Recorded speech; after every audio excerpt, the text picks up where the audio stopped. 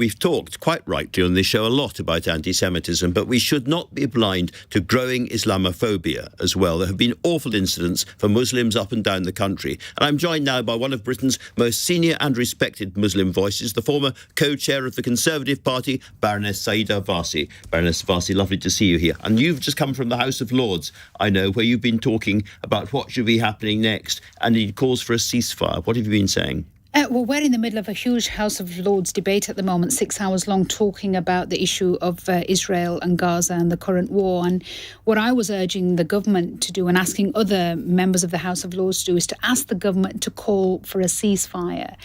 And I felt that in this last week, where there's been so much hopelessness and so much darkness, that there've been real beacons of light in what I call the peacemakers. And some of the most powerful peacemakers have been the families of those that have lost loved ones and those that are still waiting for their loved ones to be returned because they've been taken as hostages. We heard from Arad earlier, but other families, British families and others, who are saying, we are at the heart of this tragedy, but do not weaponize our grief and do not use what happened there, the tragic murder there, as a way of going into Gaza and killing more people.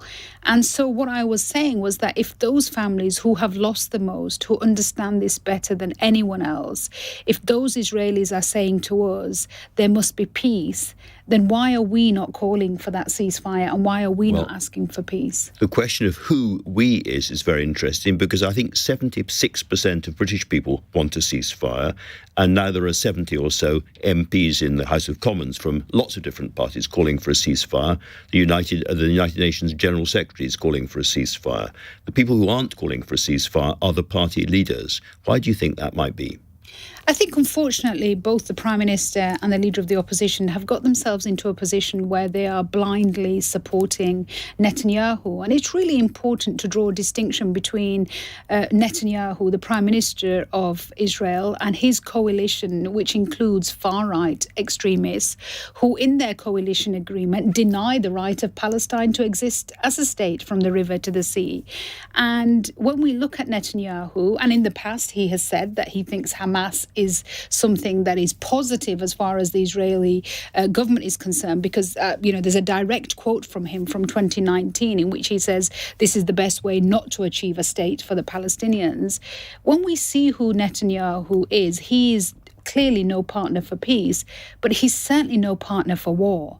And why we feel the need to stand by such a government which has so many concerns around it, it's why thousands of Israelis have taken to the streets over the last few years to protest against what they see happening in Israel, including Israelis and British Jews who stood outside Downing Street when Netanyahu came for a official visit earlier this year, when they said that what this man is doing to Israel is deeply dangerous. Now, as we sit here, rockets are raining down on Israel from Lebanon, but also many, many rockets are still landing in Gaza, where hundreds and hundreds of people have been killed over the last 24 hours. Now, some people regard the latter in particular as a war crime. Would you use that phrase? I would say that any use of violence against civilians in Israel or Palestine is a war crime. And it's why I have called for, and indeed called for nearly a decade ago when I resigned from government on this very issue in 2014. We cannot be people who believe in international accountability and international justice. We cannot be a state who's one of the biggest funders of the International Criminal Court and support peacekeepers in the UN, and then say that neither peacekeepers nor the International Criminal Court apply to this particular situation. And I think the time has now come where, as an international community, we have to say that the ICC must be allowed full and unfettered access to what is happening in Israel and Palestine, and to make sure that whoever commits those war crimes, on whichever side they are held accountable at the end of these atrocities. Let me ask you a little bit more about what's happening to Muslim people in the UK, because we have seen some pretty strong language from some of the leaders of your party, saying that multiculturalism has failed, saying, for instance, that the waving of Palestinian flags in some circumstances should be a crime. How do you feel about the use of language by senior Conservatives? I should make it absolutely clear about the Home Secretary there. I think the tragedy is that there are now people in politics, including in my own party, people in certain newspapers and broadcasters and people in certain think tanks who are defining themselves as patriots, but actually I define them as arsonists, people who are using language and culture wars to set our country alight and to divide communities. And I find this deeply disturbing. Multiculturalism has succeeded and is succeeding. We all know that from our everyday experiences of relationships and from friendships and from business and from work. But there are, unfortunately, a group of people, including politicians in my party, who do not want it to succeed. And it's therefore important for those of us who know it has succeeded and see it succeed to push back. So do you regard the Home Secretary as an arsonist over this fragile creation that we call multiculturalism? I think her language is deeply divisive. Her first job as Home Secretary is to make sure that we live in a safer society and that we are a cohesive country. And yet the way in which she conducts herself, including language and making comments which subsequently turn out to be false and untrue, and that she has to retract, and newspapers had to retract recently when she was talking about so-called Pakistani grooming gangs.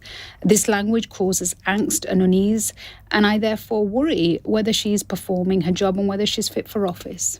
Fit for office. Let me ask you about the lived experience of Muslims up and down the country, because we've talked a lot about it on the show, and I don't apologise for it at all, about anti-Semitism. What is being experienced in your community at the moment? I think I would be, first of all, saying as a British Muslim to my British Jewish friends and colleagues that I genuinely hope that this period is not one that is used to divide us, that I feel your pain just as much as I feel the pain of British Muslim communities. We are one body, we are one nation, we are one country. And of course, we may have differences of opinion on what may be happening thousands of miles away, but that does not mean that this is some sort of a wider conflict which should pit communities against one another. As far as the British Muslim community are concerned, I think there is a real sense, first of all, of fear, and secondly, a sense that they should not speak out. I know parents are speaking to their children and saying, don't say anything. People at the workplace are feeling stifled and silenced. There's a sense that there is a stereotyping and stigmatising of British Muslim communities going on in the media and trying to somehow connect them to the appalling terrorist activities of Hamas. And all of this is deeply worrying. And the usual suspects who for years I have called out for Islamophobia unfortunately now seem to be at the forefront of using this tragedy to further their hate. And you can see where it's going, where you see people on the far right moving into that space. A lot of people, councillors and others, are leaving the Labour Party in protest about the way Keir Starmer has acted or said on this thing. What about your party? What about you? You've said that you think the Home Secretary isn't fit for office. Would you leave the Conservative Party over this? I think this issue is so important that I will stay and fight. I think it's an issue which the Conservative Party used to be a one nation party, an inclusive party, one which felt very comfortable with the way that Britain was becoming and had become a multicultural, multi-ethnic society. And I'm deeply concerned that the kind of people that I sat around the cabinet table with, people like Ken Clarke, Dominic Grieve, Justin Greening, David Willits, William Hague, it seems like another world. It feels like a long time ago, and we've just come from the Manchester Conservative Party conference where we saw the former Home Secretary, Priti Patel, dancing with Nigel Farage, who now says that he expects to be the Conservative Party leader by 2026. And we remember what David Cameron famously said about Nigel Farage and his party at the time, where, he genuinely thought these were people who were well beyond the pale of mainstream politics. And time again, the kind of people who David Cameron and that cabinet felt were beyond the pale and not the kind of people that the party should be anywhere near are now being preached as being mainstream. And that just shows how far extreme the party has drifted. But for those of us who remain in that centre ground, who genuinely believe in a one-nation Conservative Party, we will stay and we will fight, because this party does not belong to this extreme movement. And just like Republicans in the US have to fight the swing of their party to the right, we have to fight ours. And it's going to be quite a fight, isn't it? It is, but then, when you're fighting for right and justice and equality and kindness and compassion at the heart of politics, however hard that fight may be, it's worth fighting.